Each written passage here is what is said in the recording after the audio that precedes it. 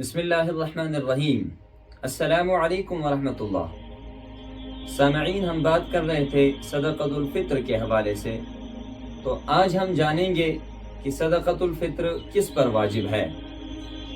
تو یاد رکھیں، ہر وہ شخص جو مسلمان عاقل بالغ ہونے کے ساتھ ساتھ صاحب نصاب ہو، مالدار ہو، اس پر اپنی طرف سے، اپنی نابالغ اولاد کی طرف سے اور اپنی ان بالغ اولاد کی طرف سے جو کم فہم، مجنون یا دیوانہ ہیں، صدقۃ الفطر واجب ہوگا۔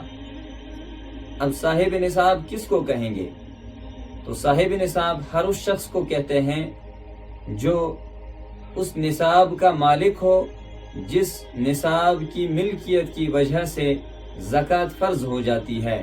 البتہ زکوٰۃ اور صدقۃ الفطر کے نصاب میں ایک فرق ہے، وہ یہ کہ زکوٰۃ کے نصاب میں شریعت نے مال کے نامی ہونے کی شرط لگائی ہے، اور اسی طرح زکوٰۃ کے نصاب پر 1 سال کا گزرنا شرط ہے، تب جا کے زکوٰۃ فرض ہو جاتی ہے۔ لیکن صدقۃ الفطر میں ہر اس مال کو نصاب کے ساتھ ملایا جائے گا جو مال بھی آدمی کے پاس ضروریات اصلیہ کے علاوہ موجود ہوں، چاہے وہ مال نامی ہو یا نہ ہو، اور اس پر صدقۃ الفطر کے حوالے سے حولان حول یعنی سال کا گزرنا بھی شرط نہیں ہے۔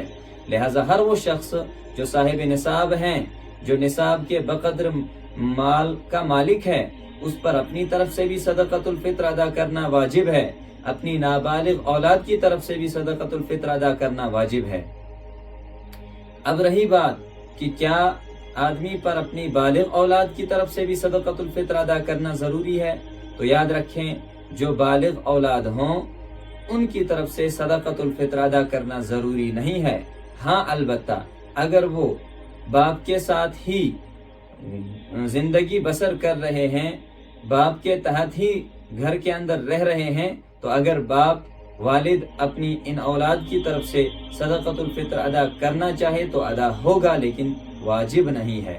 اسی طرح اگر کوئی آدمی اپنی بیوی کی طرف سے صدقۃ الفطر ادا کرنا چاہے تو ادا ہو جائے گا، لیکن آدمی پر اپنی بیوی کا صدقۃ الفطر ادا کرنا واجب نہیں ہے۔ تو یہ صدقۃ الفطر کے نصاب اور وجوب کے حوالے سے چند باتیں تھیں۔ اللہ تعالی عمل کی توفیق عطا فرمائے۔